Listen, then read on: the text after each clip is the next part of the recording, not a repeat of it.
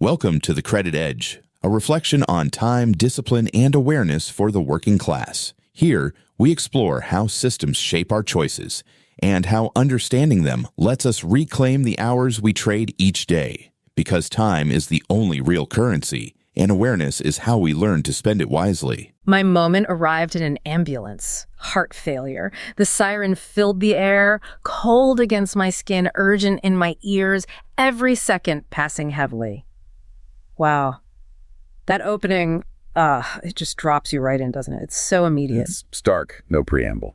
And that comes from the source material we're really going to dig into today. It's a set of, deeply personal reflections. They actually form the philosophical bedrock of something called the credit edge. And just to be clear for everyone listening, this isn't really about spreadsheets or market trends today. No, definitely not. This deep dive, it's more like an origin story. We're essentially dissecting how a really intense near-death experience completely flipped the script on what wealth means for the author. Right, from dollars and cents. Exactly. Away from just income and assets towards, the currency of time itself and family equity, daily awareness, things you can't put on a balance sheet easily. The sources, they outline this journey, and it's pretty confronting. It really forces us, I think, to look at everything through the lens of cost. What does it really cost? Yes, cost is central. And to help us do that, we've got these tools, the 10 core principles of the credit edge. We're planning to use these as a kind of framework, to interpret how this awareness, this clarity was, earned through facing mortality. And why it's so grounded, as the source says, in the discipline of the working class. It's not an abstract philosophy from an ivory tower. No, definitely not. So, for this deep dive, we really need to take our time, pace ourselves. Some of these ideas, like time being wealth, sound simple. But the implications are huge. Yeah. We need space to let them land. Like if we really accept that time is the only thing we truly fundamentally own, then the big question that kicks this whole thing off is, what does it actually mean when we realize every financial choice? Every single one. Yeah, every one. Yeah. Accepting a job, taking out a loan, buying something on credit. It's all fundamentally a trade of that finite, unreplaceable time. That's quite an accounting problem. It is, and it's one most of us, let's be honest, avoid thinking about until something forces us to, like an ambulance ride. Okay, so let's start where the source material does. It frames the whole argument with this really universal observation. It says, we all arrive in this world the same way. Empty-handed, unclothed, and given a measure of time we cannot truly see. Right. It immediately grounds us. And that directly sets up the first principle we need to keep in mind. Time is wealth. Every decision is a trade. We get this time, but we can't see how much. Exactly. It's finite, but invisible. And then, the source points out, society immediately gives us this mandate. We're only told to fill it with doing. Just doing. Yeah. Work, strive, achieve, accumulate. But crucially, the source implies we're rarely encouraged to pause and actually audit the cost of all that doing. What are we trading away to fill that time? And that drive, that need to fill it with doing, that leads straight into what the author calls the trap of progress. It's this idea, this almost universal belief, I think, especially if you're trying to build a life, that more money automatically equals more freedom. The source puts it bluntly. I used to think freedom meant more money. If I could earn a little extra, save a little faster, I'd finally have time. Sounds familiar, right? It's the carrot dangling in front of so many of us. Absolutely. But this is where we have to bring in that analytical lens of system versus cost. The system, the job market, consumer culture, it absolutely incentivizes trading more hours for more money. The underlying promise is that the money will eventually buy back the time or buy freedom. Right, the deferred life plan. Exactly. But the sources just shred that idea. They link higher earnings directly to less peace and more stress in the author's own experience. He says, every raise brought more hours, more stress, less peace. So the trade was actually inverted. He wasn't buying freedom. He was selling peace for the money that was supposed to buy freedom later. Precisely. He was paying with his present time and his present peace of mind for this future abstract concept of freedom that kept receding. Okay, but I feel like I need to push back on this a bit because, for a lot of people, maybe especially the working class folks the author identifies with, earning more isn't just about some abstract freedom. It's about survival. It's housing, food, education for your kids, basic security. Sure, absolutely. So how does this credit edge philosophy handle that reality? Is it saying people should just earn less Or is it about something else? That's a really important question. No, it's definitely not suggesting earning less necessarily. It's about increasing awareness of the true cost associated with that income. This is where principle 3 comes in strong. Comfort and convenience can cost real freedom. Okay, explain that connection. Comfort costing freedom. Well, the trap isn't just earning the money. It's the lifestyle that often comes with it. The higher income might lead to a bigger house, a newer car, more subscriptions, more complex financial arrangements, more comfort and convenience. Things that then need maintaining. Exactly. That new level of comfort requires more time, more energy, maybe more debt to maintain. The maintenance itself becomes a new kind of cage. The very comfort you worked for ends up demanding more of your time, your primary asset. So the freedom you thought you were buying gets eaten up by the upkeep of the comfort. So it's like a gilded treadmill. You run faster and faster to afford the fancy treadmill itself, but you can't step off because you're locked into paying for it, both in money and time. That's a great way to put it, yeah. And the sources really detail this life of just endurance. Years of early mornings and long shifts teach you how to endure, but rarely how to live. Oof, that hits hard. It does. We push through exhaustion, mental fog, just grinding it out for that promise of comfort and security. But as the author points out, we often forget to ask the crucial question: what it is all costing. And that cost isn't on the payslip. Not at all. It's hidden. It's in the depletion of time, energy, maybe relationships, health. Yeah. The things that don't have a clear dollar value until they're gone. So if we just keep enduring, just stay on that treadmill without asking about the cost, we kind of institutionalize this state where the routine itself blinds us. It obscures the awareness of the trade. Perfectly put. And that brings us straight to principle 5. Distraction taxes your hours. Awareness is earned. The source suggests the biggest distraction is the routine. The grind itself. Yeah, the constant pressure, the obligations, the sheer fatigue. It all prevents that necessary pause for reflection, for accounting. If you're perpetually exhausted, you don't have the mental bandwidth to step back and audit where your time, your life force is actually going. So you just keep making the trades passively, accepting the defaults. Exactly. You're spending the asset without consciously approving the withdrawal. That awareness, the source insists, isn't passive. It has to be actively earned. You have to intentionally carve out the space to pause the distractions and do the accounting. Which makes that pivotal realization hit even harder when the abstract idea finally crystallizes. Somewhere along the way, we forget that time itself is the only thing we ever truly owned. That's not just a nice phrase. Reading it in this context, it feels like the starting gun for a really uncomfortable, maybe even painful personal audit. It absolutely is. It demands we stop seeing time as this infinite background resource and start treating it like what it is: a finite, non-renewable currency. Every hour spent is gone forever. 10 hours of overtime, gone. That specific Tuesday morning, gone. Exactly. You can't get them back. And the whole philosophical foundation of the credit edge seems to be built on internalizing that simple, maybe brutal truth. A truth that, as we're about to see, was forced onto the author in the most dramatic way possible. Okay, so we've established this philosophical foundation time as the real currency, the trap of progress, the cost of distraction. But then, as you said, it gets violently real in section 2. The author's medical crisis just shoves it all into sharp focus. Yeah, this is where abstract ideas meet cold, hard reality. And it directly embodies principle 4. Health is your capital. Neglect grows quickly. This isn't just a theory anymore. It's playing out in real time. The crisis itself, heart failure, it's not just a plot point, is it? It feels like the absolute catalyst for everything that follows. It is the catalyst. The details provided: cold against my skin, urgent in my ears, every second passing heavily. They deliberately slow down time while also highlighting its preciousness. It stops the clock on all those previous assumptions about trading time for money or progress. Time isn't something you fill anymore. No. It's something being rapidly and voluntarily withdrawn, the ultimate non-negotiable withdrawal. And what makes this specific moment even heavier, reading the source, is that echo of history. It's not just his own fear, it's this layer of inherited trauma. Right. That detail is crucial. His son is 3 years old, watching him being taken away, scared, confused. And that immediately triggers this memory from his own childhood. He was 9 when his father was taken away in an ambulance. For a heart condition, yeah. And his father never came back, died young. So that inherited grief, that pattern, It transforms the immediate fear, doesn't it? It's not just, am I going to die? It's, am I going to repeat this cycle, leave my son the way I was left? Exactly. It elevates the stakes beyond personal survival. It becomes about legacy, about responsibility across generations. That's the real insight here, I think. The source is incredibly clear. The primary pain wasn't physical. It was thinking his son might feel the same emptiness. That potential grief grieved me more than any pain in my chest. It's a profound shift.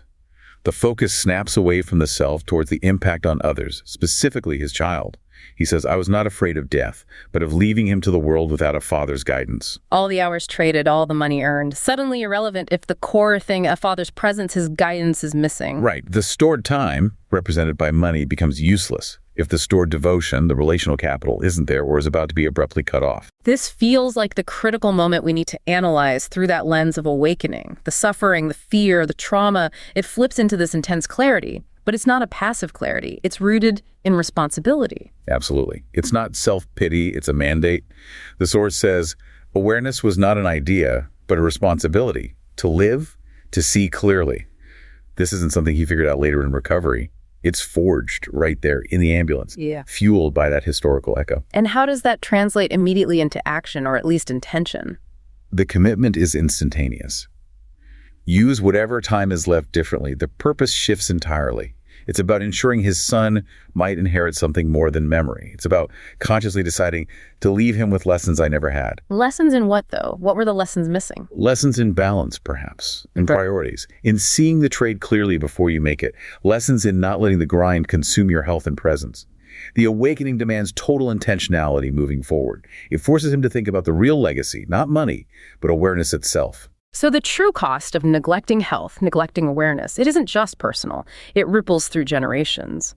By choosing awareness now, he's trying to repair a deficit, a time deficit, left by his own father's early death. That's a powerful way to see it, yeah. He's trying to provide the guidance he missed. And the crisis itself becomes the ultimate, undeniable proof of Principle 4. Health is your capital. Neglect it, and the withdrawal can be sudden, total, and terrifyingly public. There's no bailout for that kind of deficit if you haven't been making the daily investments. Okay, so the crisis moves from the ambulance siren to the stark reality of the operating room.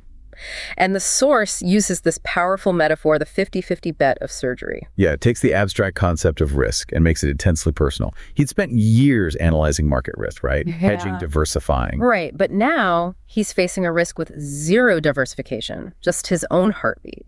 The numbers, as he says, shifted from abstraction to reality. 50-50 isn't a probability anymore, it's life or death. And it's in that moment of total exposure, lying there, that Principle 2 really hits home. Debt borrows tomorrow for today. But it's not just financial debt he's thinking about. What kind of debt then? He performs this retroactive accounting, looking back at all the hours spent, the overtime, the striving, the financial debt taken on to fuel that lifestyle. It's all laid bare. And the conclusion he draws is just devastating. All those hours traded for income, for overtime, for debt, none of them felt like progress now. They felt like withdrawals you cannot ever replace. That's the crux of it. Understanding debt through this credit edge lens, it's not just owing money. The deeper debt is the borrowing of future time, future health, future energy, things that once spent, no amount of money can buy back. Like pulling an all-nighter for work. Exactly. You're not just trading sleep for finishing the project. You're borrowing from your cognitive function tomorrow, your physical repair capacity. You're taking on a physiological debt. And the interest rate on that debt, as the author discovered, can be catastrophic, like heart failure. Wow. That completely reframes things like burnout or chronic stress. It's not just feeling tired, it's the accumulated interest on years of borrowing from your future self. Precisely. And overtime isn't just extra cash. It's choosing to accelerate the withdrawal from your finite life account. And the irony, given his background in finance, he couldn't hedge this risk. None at all. He mentions spending years in controlled environments, modeling market risk, chasing alpha, diversifying portfolios. But on the operating table, no hedges, no stop loss, just faith in a surgeon's steady hand. He managed external market volatility, but completely missed the internal biological volatility. Until it became the only volatility that mattered. And he states it so plainly. But nothing makes you understand volatility quite like betting on your own heartbeat. The risk is absolute. The potential loss is total. So how does this extreme exposure connect to the principles? Does it trigger anything specific? I think it directly forces the application of Principle 6. Curiosity protects. Asking why defends against systems and silence. Before the crisis, he was largely silent within the system, right? He endured, accepted the trades, didn't question the underlying costs deeply enough. He was playing along. Yes. But facing death forces the why. Why did I trade those specific hours for that specific outcome? Why did I prioritize that deadline over my health, over family time? That intense curiosity, born from the crisis, becomes the essential defense mechanism. It's what potentially stops him from just falling back into the same patterns if he recovers. Because the system itself, the default path, wants you to stay silent. Right. To just keep trading without asking why. Exactly. Curiosity is the act of mental resistance. It's the tool that allows you to see the trade, analyze the real cost before you agree to it. It's the moment choice re-enters the equation. He says he felt stripped again, like at birth, facing that fundamental question, what will I do with the time I have left? Yes, but it's different this time. At birth, it was an unknown potential. Now, it's the same question, but underscored by the harsh wisdom of fragility and the real cost of past choices. The financial language volatility, withdrawals, debt, it's all repurposed to explain life's ultimate scarcity. We're always trading. The question becomes, are we doing it consciously? Or are we just enduring the trades the system pushes on us? And Principle 2 suggests financial debt often locks us into making more bad trades, borrowing more future time to service the money owed, trapping us deeper. The health crisis just ripped away the veil and showed the true collateral, his remaining time on Earth. Okay, so post-crisis, post-awakening, the focus shifts. It becomes about calculating the real cost of the life lived before, and then, crucially, about the process of rebuilding differently. We know the price tag isn't in dollars, so what is it, according to the source? He lays out a different kind of ledger, a relational one. He says the price does not appear on a paycheck. It is measured in what you lose. And he lists specifics. Family dinners, quiet mornings, gentle hours with those who love you. So the accounting system completely flips. We're not tracking dollars. We're tracking lost moments of connection, lost moments of peace. Exactly. It reorients value entirely. And the recovery process itself becomes this mandatory lesson in the new accounting. Healing from major surgery, especially heart surgery, is slow. It's deliberate. It can't be rushed. It forced a balance, he says, not only in my steps, but in my heart. Right. You can't just throw money at it to speed it up. You can't buy patience on Amazon. The source emphasizes that healing and patience both must be earned through rhythm, rest, and grace. Rhythm, rest, and grace. That sounds almost countercultural, especially the grace part. It really is. It's a working class sensibility almost.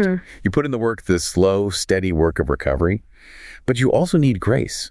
Acknowledging you can't control everything, accepting limitations. It rejects the instant gratification, the hack your life mentality.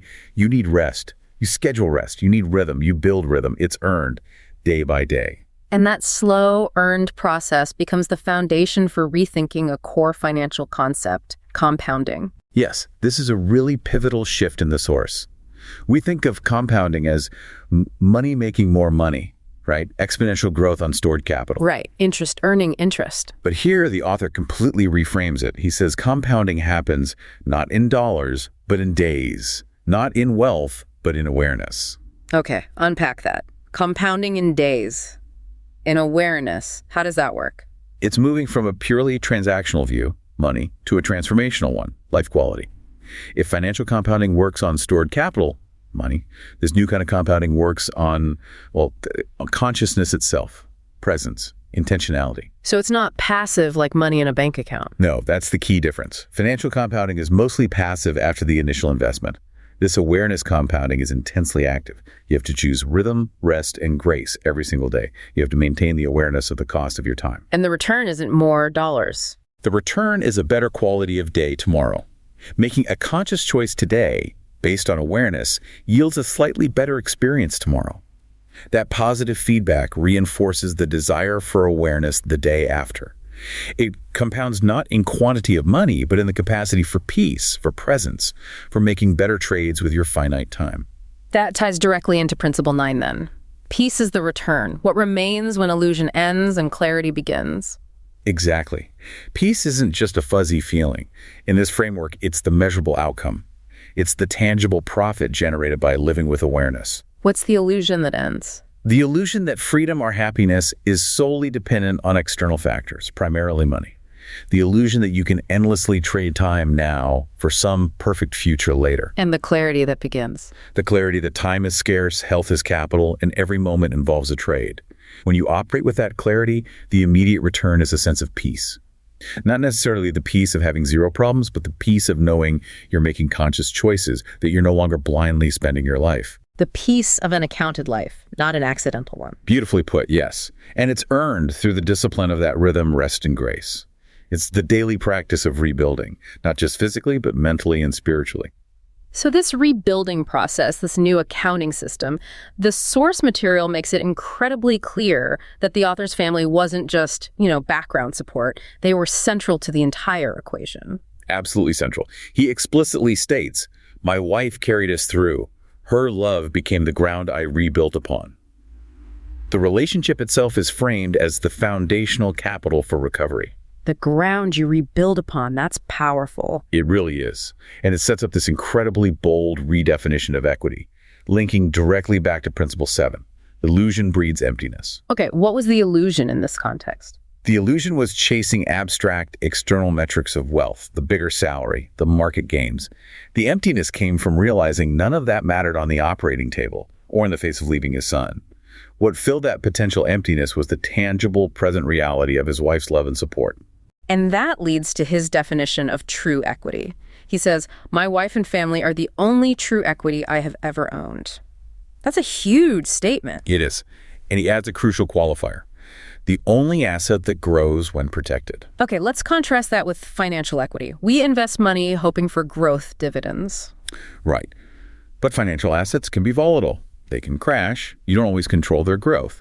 Here, the author reframes investment entirely. He's saying you invest time and conscious devotion into your family relationships. And the return. The returns compound through love and time. This kind of equity, relational equity, he argues, is resilient. It actually strengthens when you actively protect it with presence, attention, and shared experience. We really need to spend a moment on this distinction the source makes between stored time and stored devotion. It feels critical. Money is stored time. Love is stored devotion. Invest in both wisely. Yeah, this is maybe the philosophical core of the whole piece. Let's break it down. Yeah. Money represents the hours you traded away from your life to earn it. It's quantifiable, fungible, transactional. You can measure it, track it. And if you neglect it, like stuffing cash under a mattress, it loses value to inflation, right? Sure, erodes. Okay. Now, love, or stored devotion as he calls it, that's completely different. It's not transactional. It's experiential. It's the sum total of all those intentional moments, the shared history, the quiet acts of trust, the listening, the noticing his son wanted. It's built over time through actions. Exactly. And what happens if you neglect this asset, if you fail to invest time, attention, presence in your relationships? It's not like money slowly losing value. No. The source implies the loss can be much more sudden, more catastrophic, even if it's initially silent. Trust erodes. Connection frays. Resilience weakens. You don't just lose a percentage. The asset itself can fracture. The risk isn't depreciation, it's disintegration. Neglecting money means losing purchasing power. Neglecting devotion means losing the ground you rebuild upon. Losing the very thing that got him through the crisis, the ultimate safety net. That makes his conclusion about real wealth incredibly potent. Real wealth is not measured in dollars. It is measured in the people who stay beside you, in the rituals you build together, in the quiet acts of devotion and trust. It shifts the definition entirely away from an individual score on a spreadsheet to a shared, lived reality. Wealth becomes the strength and quality of your connections. The intentionality of that shared time is where the real return lies. He realized even if he'd had twice the money before the surgery, it wouldn't have changed the core reality for his wife or son. Exactly. The financial stored time was irrelevant in that moment compared to the stored devotion, the relational capital they had built, even amidst the busyness, which proved essential for enduring the shock. So the investment strategy that emerges from this is, well, it's almost radically countercultural, isn't it? Yeah. Prioritize the non-quantifiable. Prioritize the present moment and connection over some abstract future gain. It is. And that's why he frames it, perhaps, as a working-class mandate. It's not necessarily about having the luxury to quit your job. It's about demanding awareness within the life you have now. It's about consciously building those small daily rituals, the listening, the noticing, the shared meal that compound internally, relationally. That's how you ensure your true equity is strong enough for life's inevitable shocks. So this whole profound transformation, this deep philosophical shift about wealth and time, it really gets distilled down in the source to something incredibly simple. It comes back to his son. Yeah, the complexity resolves into a child's basic needs. What did his son want? The source is clear. He wanted to be present, to play, to notice, to listen. Actions that require the one thing the father now understood as his only real currency. His time. His attention. Things you absolutely cannot delegate or buy. They require him. And understanding that, truly understanding it, leads right into Principle 8. True freedom is daily awareness, not a gift from the system. Awareness isn't about escaping reality. No, quite the opposite. The author frames it as an intensification of reality. He calls it respect for the time we are given. Respect. That's an interesting word choice. It implies valuing it, treating it with care, not squandering it. If you think freedom is some external gift like winning the lottery or reaching retirement age, you just wait passively. But if freedom is daily awareness, then it's something you actively earn. How? How do you earn it? Daily? By demanding intentionality, by being clear about the trades you're making with your time, minute by minute, by choosing presence over distraction. Okay, but let's get practical. The bills still need paying. The system, the job, the economy, they still demand time and income. How does this awareness actually help someone function within that system without just falling back into the same old trap of progress? This is where Principle 10 becomes absolutely critical. Systems are neutral, incentives are not. Okay, break that down. System neutral, incentives not. The system itself, the structure of work, the market economy, societal expectations, it just is. It's a framework. But the incentives built into that system are specifically designed, often, to make you trade your time and awareness without thinking. Blindly. So the goal isn't necessarily to smash the system. Not according to this source, no. The goal is to stop playing blind within it. The author says, but now awareness lets me see the trade before I agree. Not to beat it, but to stop playing blind. Seeing the trade, recognizing the real cost before you sign on the dotted line, literally or figuratively. Exactly. Does this promotion really align with your need for family time? Does this debt really serve your long-term peace, or does it just chain you to more hours? Awareness allows you to ask those questions before committing. It gives you back the power to negotiate, to prioritize differently, maybe even to say no. You spend your remaining time differently because you see it differently. Precisely. And that's why it's framed as this working class mandate. Freedom isn't going to be handed over easily. It has to be actively reclaimed with discipline. For us, the working class, freedom will never be given. It is earned by learning what time is for and how to reclaim even a little of it for peace. It's the discipline of the aware. Not waiting for external permission, but taking internal control of your choices regarding time. Yes, and that philosophy, that earned discipline, is the foundation of the Credit Edge. It's a methodology for intentional living, for reclaiming your life hour by hour. And the author actually structures this journey, this process of reclaiming time, into 6 distinct phases. It gives a practical shape to the whole thing. It does. It maps the path from crisis to conscious living. Let's quickly trace that structure as it really synthesizes everything we've discussed. It obviously starts with the shock, the ambulance ride. Phase 1, the price of time. That initial painful audit, realizing what you've actually been spending. Yes. Admitting time is finite, and the cost of ignoring that is real. Then comes the reflection, maybe in the hospital bed, the decision point. Phase 2, the risk and return of character. What does that mean day to day? Living authentically, aligning actions with the values that became clear during the crisis. Exactly. The risk is choosing integrity, maybe choosing less income or convenience, if it aligns with your core values, like health or family time. The return is internal peace, authenticity. It's making sure your outer trades match your inner compass. Okay, so you clarify your values, then you have to deal with the outside world. Phase 3, the system and the self. Right. This is where you stop playing blind. You consciously map the system's incentives onto your own resources, your time, your health, your family equity. This is the practical stuff. Maybe restructuring debt, setting boundaries at work, identifying and eliminating the distractions that just tax your hours without real return. You define your non-negotiables based on that inner compass. Precisely. And once you start doing that, defending those boundaries, you begin to see the benefits. Phase 4, the dividend of time. The reclaimed hour. Yes, the hour you didn't spend doom scrolling or stuck in a pointless meeting or servicing unnecessary debt. It's pure, unburdened time. And the crucial step here is to recognize it as a dividend and immediately reinvest it. Reinvest it where? Back into your true equity. Your health, rest, exercise, Your family, presence, connection, your own peace, quiet reflection. But that takes ongoing effort, right? It's not a one-time fix. Absolutely not. Which leads to phase 5, the practice of freedom. Freedom isn't the place you arrive at. It's a daily discipline. It requires maintaining that rhythm, rest, and grace. We talked about the things learned during physical healing, now applied to life. It's about building and defending the routines that protect your awareness and keep generating that time dividend. This is where the real long-term compounding of peace happens. And the ultimate aim, the thing that resolves the initial fear in the ambulance, phase 6, the inheritance of awareness. This brings it full circle. The most valuable thing you can leave behind isn't just money or assets. It's conscious choice. It's clarity.